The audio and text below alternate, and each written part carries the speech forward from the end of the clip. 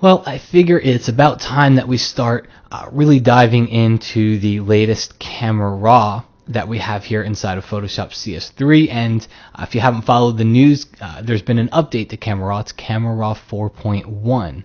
So you'll definitely want to update your Photoshop as well. You can go to adobe.com/Camera Raw and you can download the latest update there for free along with installation instructions. So that said, that's what I'm going to be looking at here. I called it Camera Raw 101 the first time I did this video for the NAP member website. And I could call this Camera Raw 4 101 or whatever. There's too many numbers in that, but it's basically kind of your introduction into Camera Raw, and I'm gonna do more videos on this. So I'm gonna work through the whole Camera Raw dialog. And this one here, we're just gonna cover some of the basics. So let's open Bridge. Inside Bridge, navigate to the folder that has your RAW files in it. You can see here I shoot with a Nikon, so mine say .nef. If you shoot with another brand camera, yours will probably say something different. But when you double click that RAW file in Bridge, it will automatically open it into the Camera Raw plugin. And that's important to know that Camera Raw is a plugin. All right, it's something that you do to your photos before you move them over into Photoshop. Okay, and think of it this way: it's processing your photos. Okay, I do my processing here, I get my color and my tone right, and then I move into Photoshop and I do my pixel level work, my retouching, my compositing, my text. All right, so just a quick overview of the dialog here. You've got your photo, which will always be in the center. You've got the toolbar, which is right at the top here, and we are going to cover all these things. Again, I just want to take a look at the basic panel, which is over here in this video, because honestly, that's where I spend 90% of my time is this basic panel. Okay, and this is where you're probably going to find out you spend most of your time. And then, but over here, you've got all of your settings, and each one of these little icons that you see here is a tab. So whenever you hear me refer to tabs, this is what I'm referring to. So let's start off with the basic tab. And the way to work through this one is to think of it from the top down. And that's how I work through it. It's pretty much laid out in a good workflow order. So the first thing we want to do here is white balance. Let's get the overall white balance, the feeling, the mood, the color of our photo down first. There's a couple ways to do it. Up here inside the options bar, the toolbar here, you have the white balance tool. If, say, you shot using a gray card or some type of a white balance card, and somebody's holding that card, or you have one positioned in the photo, you can just click on it. I don't have one here, but I'll just click on an area that's the neutral gray color, and you can see it changes the photo. All right, so that's one option. Another option is the drop-down list, which shows you settings that are very similar to what you'd see from your camera. All right, so you can come in here and experiment, and honestly, this is my favorite option right inside here. This is the one that I find I use the most, is this white balance list. And then you've got temperature and tint. And all these settings, the three ways you can move the temperature and tint sliders, by the way, you're not stuck with them the way they are. But all three of these settings are just the same way of doing the same thing, and that's setting the white balance, and they all just change your temperature and tint sliders. So whether or not I click on a setting here, it changes temperature and tint. Whether or not I click with the eyedropper, it changes temperature and tint, or whether or not I actually click on the sliders and I change them here. It's different ways of doing the same thing. I told you my favorite, which is this list here, unless I've shot with some type of a card, and then if I did, then I'll use the eyedropper to click on that gray point. Now moving on down the line, we get to our exposure, or our tonal adjustments that you can call them, and this is where we start to attack exposure and shadows and highlights. First thing we have is exposure. The way this one works is a lot like the levels adjustment inside of Photoshop. If you look inside the levels adjustment, you'll see that there's a white slider on the right side. This exposure is a lot like that. It's going to focus on this part of your photo, and if you look at my histogram, see the histogram over here, you can see that I'm missing all this information. The histogram really could go all the way up to here. So I'll take my exposure slider and I'll drag it and watch the histogram. It's just like moving that white slider inside of levels, okay? And what you're doing here is you're actually saying, now this is my white point. Okay, this is where I want my white point of my photo to be. you've also got these little hints right below it. It's a gradient. And I know if I drag it to the right, white, drag it to the left, dark. So brighter, darker. Okay. A little keyboard shortcut for you here. If you hold down the Option key on the Mac, Alt on the PC, and you drag, you'll see here, see what happens? See how it starts to show me, it turns black, and whatever I see now means it's being clipped. It's a highlight clipping warning. All right, so it's a quick preview area for you to see where you're pushing all the detail toward white. All this is being pushed to white. You could also see your highlight clipping if you click on that little triangle right at the top here, or your shadow clipping if you click on that little triangle right at the top here, and it shows you. I don't really like them because I don't like to see these red and blue blotches over my photos. Now the next one here is recovery. So after I set my exposure, what you may notice, I'm going to turn this on just for a moment, is you may notice that you do tend to clip your highlights. Well, before the latest version of Camera Raw, before CS3, our only recourse here was to bring our exposure down and affect the entire photo. But now, with the recovery slider, watch this.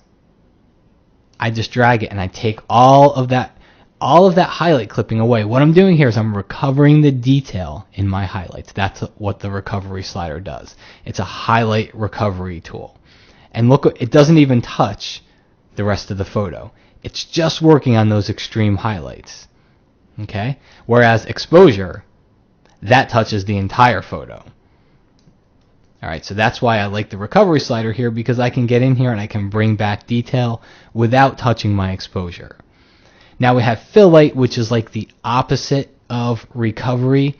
Recovery was highlight recovery. Fill light is like shadow recovery. It's like shadow detail recovery. So you can see her hair, some of the shadows back here. As I bring up my fill light, I will start to bring out detail in some of those areas. Obviously you don't want to go this far, but you could if you wanted to. I bring it up a little bit, and I always follow it up with a blacks adjustment, because it might push some of my colors toward kind of a muddy gray color. Now your blacks adjustment is just like that black point slider that we have inside of Photoshop.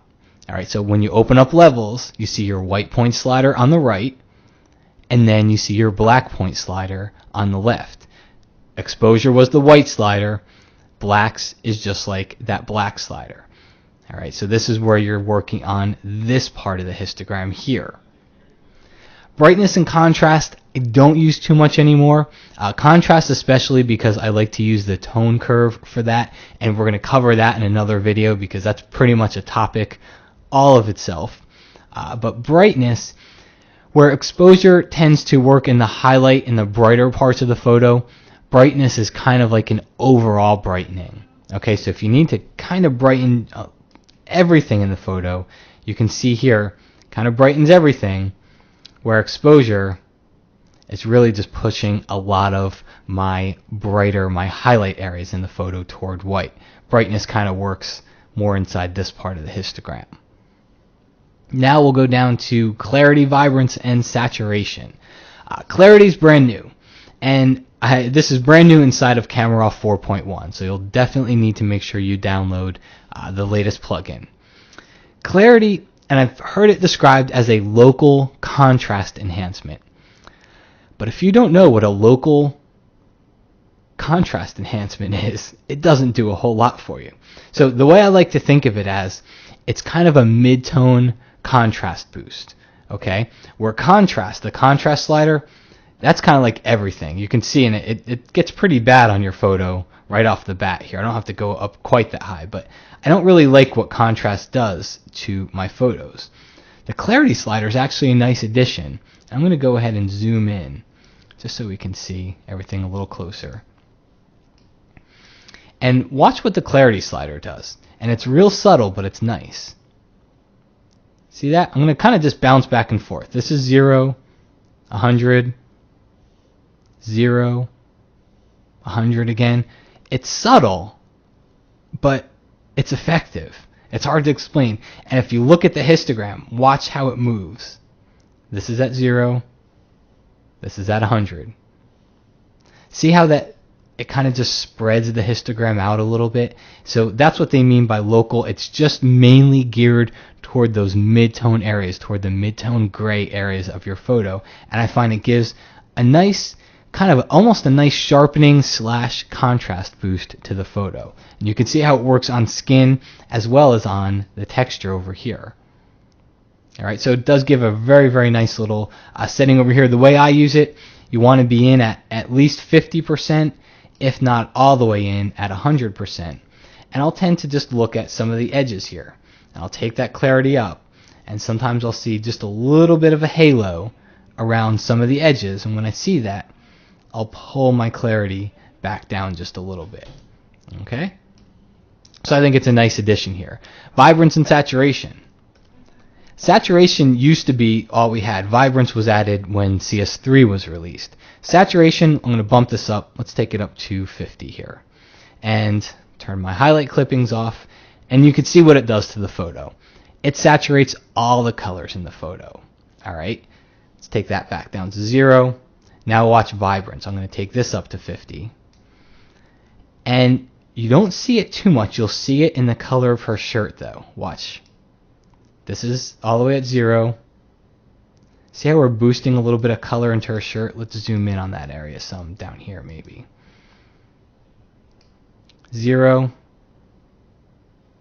See the difference? You'll see it hit the skin tone a little bit, but not in too bad of a way. All right? Kind of adds a little bit of a yellow-orange cast to it. But what it's doing is it's working on the undersaturated colors inside your photo. Where saturation is kind of just like full blast, all right? It's working on everything, and it makes her look like she has a bad sunburn. That was vibrance at 50. Again, look at saturation, even at 35. It looks bad already. Bad, bad, bad. All right, so sometimes if you've got a photo with really undersaturated, give saturation a try. If you've got photos of people, though, I think you're going to like vibrance a lot more because it tends to leave those skin tones intact while really just attacking some of the undersaturated colors inside the photo. Okay, folks, so at this point, we've seen the basic tab here. This is where I spend 90% of my time here in Camera Raw. When I'm done, I have two options.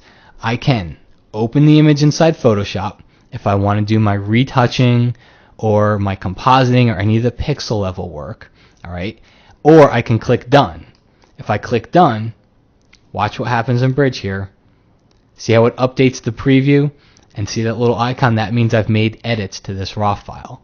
Camera Raw remembers those edits, so when I double click, it brings me right back to that same dialog box with those same edits. So I don't have to do anything. All my processing changes are done.